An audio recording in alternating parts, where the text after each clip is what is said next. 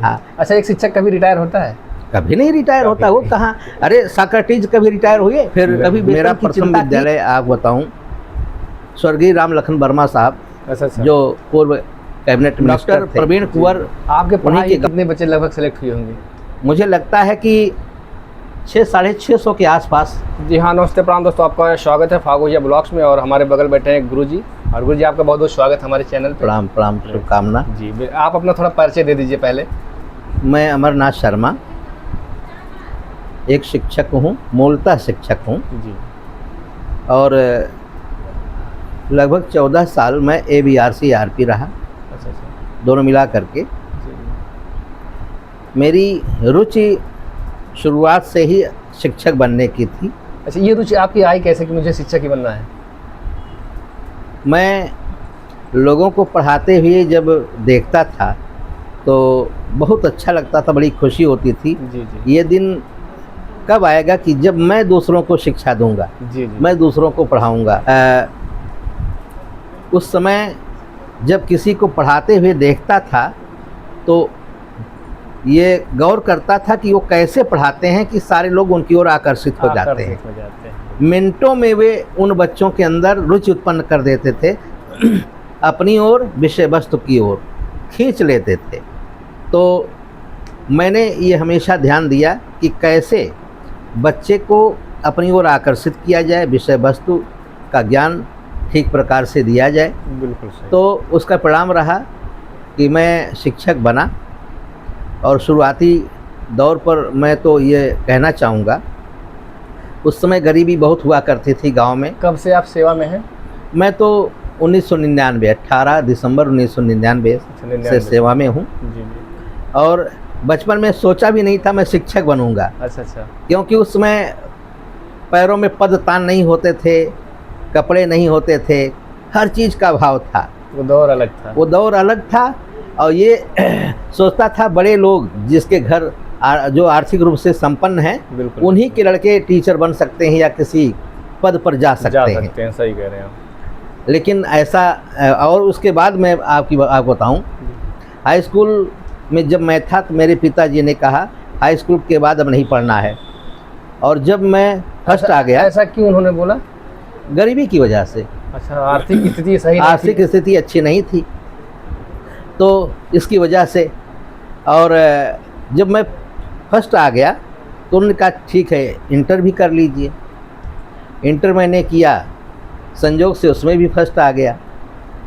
और फिर उन्होंने कहा अच्छा BA कर लीजिए और देखते हैं कहीं से व्यवस्था करते हैं। मतलब आपका फर्स्ट आना ही आपको आगे बढ़ाता चला गया। फिर जो है उन्होंने 6 माह की फीस मुझे दिया और मैंने बाबा बरुआ दास पोस्ट ग्रेजुएट कॉलेज यहीं पर आश्रम पर मैंने नाम लिखाया। 6 माह की फीस जमा किया। और उसके बाद हुआ क्या कि मेरे बगल में, उस समय की फीस क्या रही होगी गुरुजी? यही 150 के आसपास। 150 रुपये सोच लीजिए दोस्तों, सोच लीजिए 150 रुपया उस ज़माने में कि लोगों को ज़्यादा लगता था। तो एक दिन क्या है, मेरे बगल के ही मेरे मार्गदर्शक, प्रेरणा स्रोत सर्वश्री लक्ष्मण प्रसाद वर्मा, जो 90 में रिटायर हुए हैं, अभी पूर्ण रूप से स्वस्थ हैं, वो स्नान कर रहे थे और मुझसे पूछा कि अमरनाथ क्या ट्यूशन पढ़ाओगे? अच्छा। मेरे अंदर उत्सुकता जगी। मैंने कहा जी चाचा जी, क्यों नहीं। तो 3 बच्चे थे उस समय। 3 बच्चे? हाँ, उनका भतीजा प्रमोद वर्मा जी। और एक राजीव पांडे, एक प्रदीप कुमार तिवारी, 3 बच्चे। राजीव कुमार पांडे ये सेना में सेलेक्ट हो गए। अच्छा। प्रमोद कुमार वर्मा ये प्राथमिक विद्यालय में है और एक पत्रकार बन गए प्रदीप। अच्छा।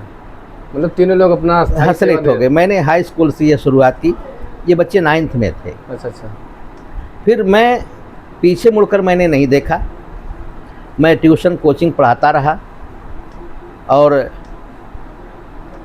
क्लास 1 से लेकर के MA तक के बच्चों को मैंने डील किया इंग्लिश में। अच्छा, आप इंग्लिश के अध्यापक? इंग्लिश के खास तौर से हाई स्कूल तक तो मैं हर विषय पढ़ाता था। लेकिन जब मैं BA में इंग्लिश पकड़ लिया तो इधर छूट गया। हाई स्कूल में मैथ है, साइंस है, ये सब छूट गया। मैं इंग्लिश MA तक पढ़ाने लगा। और फिर मुझे घर से कोई मदद लेने की आवश्यकता नहीं पड़ी। पूरी शिक्षा मैंने अपने बल पर ग्रहण की। और फिर मेरा प्रथम विद्यालय आप बताऊं, स्वर्गीय राम लखन वर्मा साहब, जो पूर्व कैबिनेट मिनिस्टर थे, जी, उन्हीं के गांव में ताहापुर इस्माइलपुर में भीम ज्योति बालिका इंटर कॉलेज उन्होंने खुलवाया। वहीं से मेरी शिक्षा देने की कार्य शुरू हुआ और वहाँ 2 वर्ष रहा। चूँकि बालिका विद्यालय था, जी। तो फिर मैं वहाँ से आ गया जाफरिया नेशनल इंटर कॉलेज में। अच्छा, जाफरिया में? हाँ, वहाँ मैं इंग्लिश और मैथ पढ़ाता था। जी जी। इस चूँकि परमानेंट था नहीं, जी, प्राइवेट में। हाँ और वहाँ के प्रिंसिपल साहब बहुत अच्छे थे। ये किस सन की बात होगी? मैं 95-96 और 96-97 2 सत्र भीम ज्योति बालिका इंटर कॉलेज में मैंने पढ़ाया। 97-98, 98-99 2 सत्र, यानी 9-10 वहाँ जाफरिया नेशनल में पढ़ाया। उसके बाद वहीं से मेरा जो है चयन विशिष्ट BTC शिक्षक के रूप में कल्याण सिंह के ज़माने में मेरा चयन जो है प्राथमिक। उस समय हाई स्कूल पास होना बड़ा कठिन माना जा रहा था, मतलब ऐसा हम लोग सुनते हैं कि कठिन केवल पास हो जाए बच्चा तो उसके घर बताशा बढ़ता था पूरे गांव में। ये देखिए दोस्तों, इतना हर्ष, लोग मिलने आते थे कि पास हो गए। हाँ, मेरे घर में।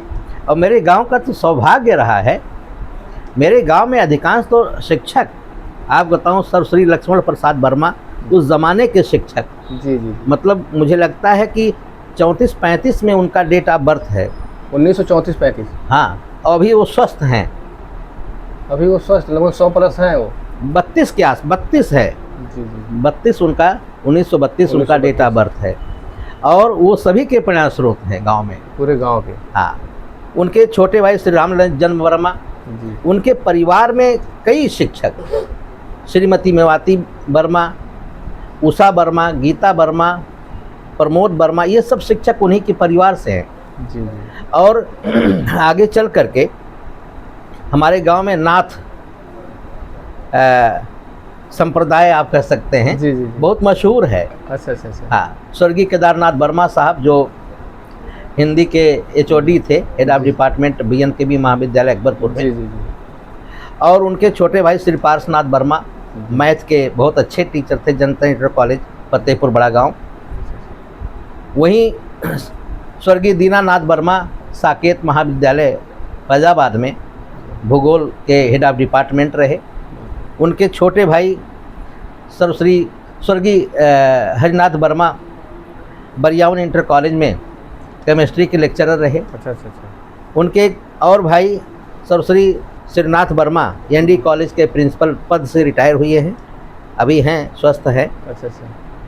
और उसके अलावा हमारे एक चचेरे भाई श्री राम बुझार शर्मा जी। इस गांव से बहुत टीचर बहुत हुए हैं। लगभग कितनी नौकरियां इस गांव में होंगी? वर्तमान में लगभग 45। हाँ, पूरे गांव में 45 नौकरियां हैं। घर का 10 लोग ऐसे हैं जो रिटायर्ड हैं।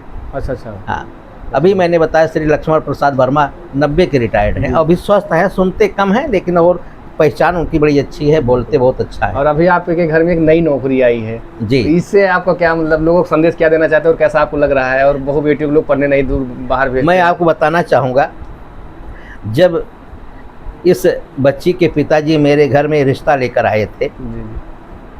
और चूँकि इस बच्ची को मैंने 1 माह पढ़ाया भी था।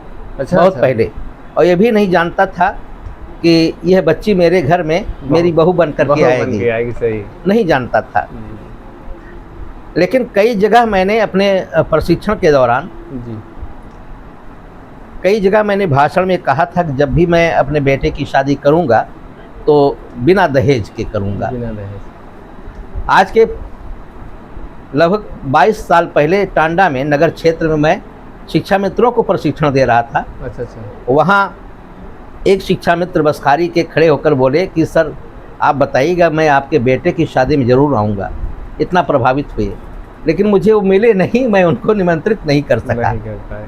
खैर, मैं इस बच्ची को उनके पिताजी से मैंने कहा कि अब वो आपकी बेटी नहीं, मेरी बेटी है, मैं अपने अनुसार उनको पढ़ाऊँगा, मोटिवेट करूँगा। और मैंने देखा इस बच्ची के अंदर हुनर है और पढ़ने की मतलब कुछ नया जानने की जिज्ञासा है, लालसा है। तो उसको देखते हुए मैंने पढ़ाया, इलाहाबाद भेज दिया, वहाँ कोचिंग कराया और बीच बीच में हफ्ते में मैं मोटिवेट करता रहा। अच्छा अच्छा। प्रेरणा देता रहा, फ़ोन करके न रहो न निराश करो मन को। वाह। ये मैं लगातार मोटिवेट करता रहा और सारे बच्चों जहाँ भी मैं रहता हूँ वही मोटिवेट ही करता रहता हूँ। बिल्कुल बिल्कुल। हाँ, मैं आपको बताऊँ कि मैं लगभग 14 साल ABRC ARP के रूप में कार्य किया। जी जी। मैंने इलाहाबाद, बनारस, SCRT लखनऊ, CMAT राज्य शिक्षा संस्थान, ELTI English language teaching institute, आंग्ल भाषा संस्थान इलाहाबाद में है, वहाँ भी मैंने प्रशिक्षण प्राप्त किया और प्रशिक्षण देने का भी अवसर मिला। अच्छा, जो लोग जैसे बहन बेटों को, बहुओं को अपने बाहर नहीं भेजना चाहते हैं, वो अभी भी कुछ उनकी सोच ऐसी नहीं हो पाई कि बाहर भेजे पढ़ने के लिए या उनको पढ़ाया जाए, आगे बढ़ाया जाए, उनके लिए आप क्या संदेश देना चाहेंगे? मैं तो शुरू से इसका जो है मोटिवेटर रहा हूँ, लोगों को मोटिवेट करता रहा हूँ कि अब लड़कियाँ जो है कहीं भी किसी भी क्षेत्र में जा रही हैं, उनके अंदर इतनी लालसा है नौकरी पाने की, तो कभी रोकना नहीं चाहिए। प्रकृति ने, ईश्वर ने जो हमारे अंदर नैसर्गिक गुण दिया है उसका पूर्णतम मात्रा तक विकास होना चाहिए और वह बच्चा जिस क्षेत्र में जाना चाहे उस क्षेत्र में जाए, क्योंकि प्रकृति ने सभी के अंदर अलग अलग हुनर दिया। अगर अलग अलग हुनर न दिया होता ये संसार ही नहीं चलता। सही है, जूता चप्पल कौन बनाता, कुर्सी मेज कौन बनाता, साइकिल कौन बनाता है, ये बेड कौन बनाता है, कुशन कौन बनाता, सब कुछ। आप टूथपेस्ट कौन बनाता है, कपड़े कौन बुनता, एक कपास। ये किस एज में हमको तय कर लेना चाहिए कि हमको किस क्षेत्र में मतलब जाना चाहिए? बच्चों, ये अभिभावक को भी ये देखना चाहिए कि बच्चे की रुचि किस में ज़्यादा, किस क्षेत्र में है। जी, और एक शिक्षक जो उसको शिक्षा दे रहा है उसको भी देखना चाहिए कि ये जो विभिन्न बालक उसकी कक्षा में हैं, जी, उनकी रुचि अभिरुचि क्या है, किस क्षेत्र में जाना चाहते हैं, उसी अनुसार उनको मोटिवेट करना चाहिए। ये बहुत पॉइंट वाली गुरुजी आपने। अगर वो मैंने देखा डॉक्टर सौरभ यादव डेंटिस्ट, ये मेरे शिष्य हैं। अच्छा। डॉक्टर प्रवीण कुंवर, आपके पढ़ाई कितने बच्चे लगभग सेलेक्ट हुए होंगे? मुझे लगता है कि 600-650 के आसपास बच्चे हमारे सेलेक्ट हुए हैं, जो प्राइमरी से लेकर हायर एजुकेशन तक हैं, और साथ ही साथ डॉक्टर तो बहुत हैं। बहुत खुशी की बात है गुरुजी, ये भी सेवा में अभी भी प्रेजेंट टाइम में है और 600 की संख्या बहुत होती है गुरुजी। आपके पढ़ाए हुए बच्चे 600 अगर सेलेक्टेड हैं तो बहुत बड़ी संख्या है। और मैं सन 88 से पढ़ा रहा हूँ। जब मैंने इंटर किया उसके बाद ही से तो मैं पढ़ा रहा हूँ। बिल्कुल, पढ़ भी रहा था और पढ़ा भी रहा था। और एक शिक्षक के नाते आने वाली पीढ़ी को आप क्या संदेश देना चाहेंगे? एक शिक्षक होने के नाते से मैं ये संदेश देना चाहूँगा कि जो भी शिक्षक हैं उसकी कक्षा में, जी, वो सर्वप्रथम तो ये करे कि उसका हर बच्चा अहम है। हर बच्चा अहम है। उसकी अभिरुचियों को जान करके उसको उसी अनुसार उसको प्रेरणा दे, शिक्षा दे, बिल्कुल, ताकि वह उस लाइन में आ जाए। उसके अंदर जो नैसर्गिक गुण प्रकृति ने दिया है उसका विकास हो जाए, वो एक अच्छा नागरिक बनकर के देश की सच्ची और अच्छी सेवा करे। और मैं तो छात्रों से कहूँगा कि वे पूरी लगन के साथ, निष्ठा के साथ अध्ययन करें। जिस क्षेत्र में जाना चाहते हैं उसके तह तक जा करके ज्ञानार्जन करें, और उस विभाग में जा करके अपना नाम रोशन करें, देश की सेवा करें। देश नहीं बल्कि पूरे विश्व की सेवा करें। हमारी भारतीय संस्कृति तो यही कहती है, सर्वे भवन्तु सुखिनः, सर्वे सन्तु निरामयाः, सर्वे भद्राणि पश्यन्तु, मा कश्चित् दुर्भाग् भवेत्। ये हमारी भारतीय संस्कृति कहती है। तो गुरुजी बहुत बहुत धन्यवाद आपका, इतना आपने, और कुछ अगर अपने आप से मन से कुछ बताना चाहते हैं, नया संदेश कुछ देना चाहते आपको हैं? शुभकामनाएं, आप यहाँ आए बिल्कुल। और हमसे बात किए, यही मेरे लिए बहुत ही सौभाग्य की बात है। जी जी जी। और मैं तो हमेशा जहाँ भी रहता हूँ, क्योंकि एक शिक्षक के बात करने से, खड़े होने से, कपड़े पहनने से, हंसने मुस्कुराने से, ये सब शिक्षा मिलती है। सब शिक्षा मिलती है। हाँ। अच्छा, एक शिक्षक कभी रिटायर होता है? कभी नहीं रिटायर होता, वो कहाँ, अरे साक्रेटिस कभी रिटायर हुए? कभी वेतन की चिंता किए? अरस्तु कभी वेतन की चिंता किए? बिल्कुल। हैं? प्लेटो कभी वेतन की चिंता किए? सूर, तुलसी, कबीर जैसी मीर गालिब इतने बड़े कवि शायर हुए, कभी उन्होंने चिंता किया? कभी उन्होंने मंच पर जा करके आज के कवियों की तरह, शायरों की तरह वो मोल भाव करके वो गीत थोड़े पढ़े, शेर थोड़े पढ़े? वो आत्म सुख के लिए और विश्व कल्याण के लिए, लोगों को शिक्षा देने के लिए उन्होंने ये शेर पढ़े, या दोहे, या पद, सवैया, दोहा, सोरठा, चौपाई, जो भी लिखे वो विश्व कल्याण के लिए लिखे, लोगों को शिक्षा देने के लिए, प्रेरणा देने के लिए, लोग अच्छे ढंग से रह सके। तुलसीदास ने लिखा नहीं कि मुखिया मुख सो चाहिए, खान पान कहूँ एक, पाले पोसे सकल अंग, तुलसी से सहित विवेक। तो ये सब जो दोहे हैं, चौपाइयाँ हैं, ये हमको प्रेरणा देती हैं। कब का लिखा हुआ ये, कब का लिखा चौपाई, और आज भी प्रासंगिक है, अमर हो गई उनकी लिखनी। तो ये चीज़ है। और लोग इन पर, जो अनपढ़ थे, कबीरदास जी उस पर शोध कर रहे हैं। सही है, शोध कर रहे हैं। ये तो मेरा सौभाग्य है कि अच्छे महाजनों एन गतस्सा पंथा। जी। मेरा साथ तो स्वर्गीय केदारनाथ वर्मा साहब, अभी मैंने बताया, Hindi, English, math, science, geography, history, सबके वो ज्ञाता थे। इतना नहीं, उर्दू और फारसी भी बहुत अच्छा वो जानते थे। अच्छा। और क्या, बहुत अच्छे वक्ता थे, लेखक बहुत अच्छे थे। अच्छा, आपके शिक्षक बनने में अगर किसी का आप लेना चाहेंगे कि एक ऐसे व्यक्ति का आप अगर लेना चाहेंगे? मैं सर्वश्री लक्ष्मण प्रसाद वर्मा, स्वर्गीय केदारनाथ वर्मा, HOD हिंदी विभाग BNKV महाविद्यालय, सबसे अहम, और अनवर जलालपुरी साहब। अनवर जलालपुरी साहब पढ़े हैं? अनवर जलालपुरी साहब मेरे बहुत ही प्रेरणा स्रोत रहे हैं। हमारा उनका साथ, हम अक्सर, हम और केदारनाथ वर्मा साहब साथ ही में जलालपुर जाते थे, और अनवर जलालपुरी साहब उनको सुनने के लिए आते थे, सर्वश्री केदारनाथ वर्मा साहब को सुनने आते थे। ये मेरा सौभाग्य रहा, ऐसे बड़े मनीषियों के साथ में रहता था। उन्हीं के संसर्ग से मेरे बहुत से विद्वानों का संपर्क हुआ, और उनसे मैंने प्रेरणा ली।